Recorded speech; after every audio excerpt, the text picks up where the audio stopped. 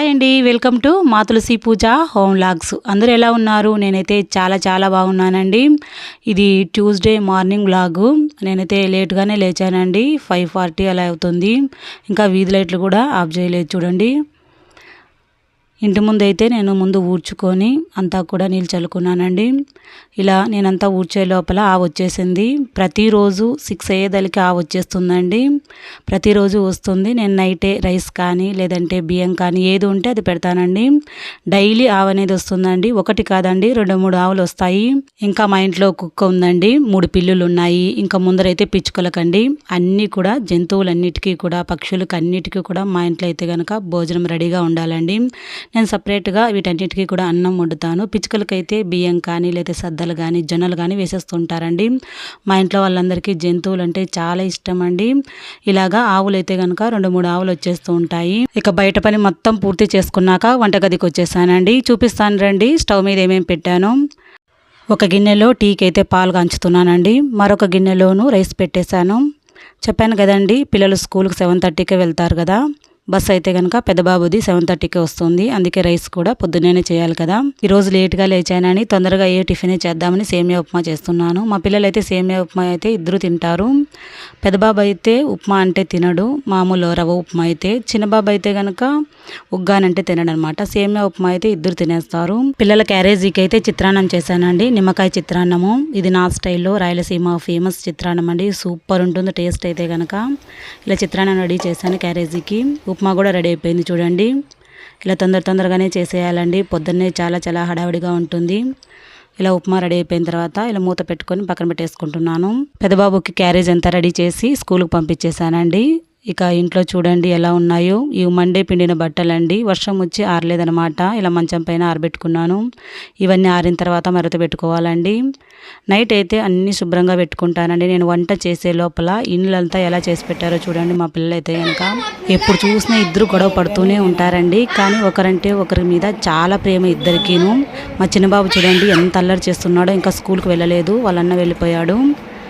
ఈరోజైతే పీర్ల పండుగ అండి. మా ఇంటి ముందుకు పీర్లు వచ్చాయి చూడండి. మేమైతే వెళ్ళాం కానీ పీర్లు అయితే మా ఇంటి దగ్గరకు వస్తూ ఉంటాయండి. ఇలా నీళ్ళు పోసి చక్కెర చదివిస్తూ ఉంటాము. పిల్లలు స్కూల్ పోయాక పల్లి కొబ్బరి పొడిని చేస్తున్నానండి. వారం వరకు స్టోర్ చేసుకుంటాను. అయిపోయినట్టుగానే మళ్ళీ స్టోర్ చేసి పెట్టుకుంటాను. పల్లి కొబ్బరి పొడి చాలా టేస్టీగా ఉంటుంది. మా ఇంట్లో అయితే కనుక పల్లి పొడి, కొబ్బరి పొడి, పుట్నాల పప్పు పొడి స్టాక్లో ఉండాలండి. మీడియం ఫ్లేమ్లో పెట్టుకొని పల్లీలని ఇలా ఎర్రగా ఇంతవరకు వేయించుకోండి. బాగా లోపల కూడా బాగా కుక్ అవుతాయి. ఇలా వేయించుకున్నాక పక్కన తీసేసుకోండి. అదే ప్యాన్లోకి 1 కప్పు వరకు ఎండు కొబ్బరి ముక్కలు వేసుకోండి. ఒట్టి పల్లీల పొడి కంటే కూడా ఇలా కొబ్బరి ముక్కలు కలిపితే చాలా టేస్టీగా ఉంటుందండి. ఒకసారి ట్రై చేయండి మీరు కూడాను. ఈ ఎండు కొబ్బరి ముక్కల్ని అయితే ఎర్రగా వేయించిన అవసరం లేదండి, ఇలా దూరగా వేయించుకుంటే సరిపోతుంది. ఇవన్నీ పక్కన తీసేసుకున్నాక మళ్ళీ అదే ప్యాన్లోకి 1 టేబుల్ స్పూన్ ఆయిల్ని వేసుకొని మీరు తినే కారాన్ని బట్టి ఎండుమిర్చిని వేసుకోండి. ఎండుమిర్చి కూడా ఇలా ఎర్రగా ఇంతవరకు వేయించుకోవాలి. ఈ లోపల పల్లీలు చల్లగా అయిపోయి ఉంటాయి కదా, పైన పొట్టు తీసేసుకోండి. ఒక్కొక్కసారి పొట్టు తీస్తాను, లేదంటే ఒకసారి పొట్టు తీయకోకుండానే చేస్తానండి. ఇలా పొట్టు తీసి చెరుక్కుంటే సరిపోతుంది. రాయలసీమ వాళ్ళు కొద్దిగా కారం ఎక్కువగానే తింటారండి. అందుకే ఎండుమిర్చిని ఎక్కువగానే వేశాను. అమ్మో అనుకోనేరు మరీను. మా ఇంట్లో అయితే కారంగానే ఎక్కువగా తింటారండి కర్రీస్ అన్నీ కూడాను. చల్లారిన తర్వాత ఇప్పుడు వేయించుకునే ఇంగ్రీడియంట్స్ అన్నీ కలుపుకోండి. రోల్ ఉంటే రోట్లో దంచుకుంటే పల్లి పొడి ఇంకా చాలా టేస్టీగా ఉంటుందండి. నాకు అవైలబుల్గా లేక నేను మిక్సీకి వేసుకుంటున్నాను. ఇందులోకి రుచికి తగినట్టుగా రాళ్ళ ఉప్పుని వేసుకోండి. కొద్దిగా తురిమిన బెల్లము, ఒక 20 వెల్లుల్లి రెబ్బల్ని వేసుకోండి తొక్కలతో సహా. ఇవన్నీ వేసుకొని మిక్సీ గ్రైండ్ చేసుకోవడమేనండి. మరీ మెత్తగా కాకుండా కోర్స్గా గ్రైండ్ చేసుకోండి. సూపర్ టేస్ట్ ఉంటుందండి. మా అమ్మమ్మ స్టైల్లోని ఈ పొడి కూడాను. ఏ కర్రీస్ కూడా నా స్టైల్లో కంటే మా అమ్మ స్టైల్లోనూ మా అమ్మమ్మ స్టైల్లోనే చేస్తానండి. టేస్టీగా ఉంటాయి. స్టోర్ చేసుకున్నాను నేను. ఇలా స్టోర్ చేసుకుంటే వారం వరకు ఫ్రెష్గా ఉంటుందండి. ఇక మా కోసం అయితే బెండకాయ బజ్జీ చేసుకుంటున్నాను. బెండకాయ ముక్కలు కట్ చేసుకున్నానండి. కొన్ని పచ్చిమిర్చి ముక్కలు కూడా వేసుకున్నాను. ఇందులోకి రుచికి తగినట్టుగా ఉప్పు, 1 టీ స్పూన్ పసుపు వేసుకున్నాను. 3 టమోటా ముక్కలు వేసుకున్నాను. కొద్దిగా చింతపండు వేసుకోండి. 1 గ్లాస్ నీళ్ళు పోసుకొని మిక్స్ చేసుకొని మూత పెట్టుకొని స్టవ్ అనేది మీడియం ఫ్లేమ్లో పెట్టుకొని మెత్తగా ఉడికించండి. ఇంటి దగ్గర మా ఆయన నేనే ఉన్నాం కాబట్టి బజ్జీ చేసుకున్నామండి. పిల్లలు అయితే ఇలాంటి పచ్చళ్ళు అయితే తినరు. ఇక ఈ స్టవ్ మీద అయితే కుక్కకు అన్నం చేస్తున్నానండి.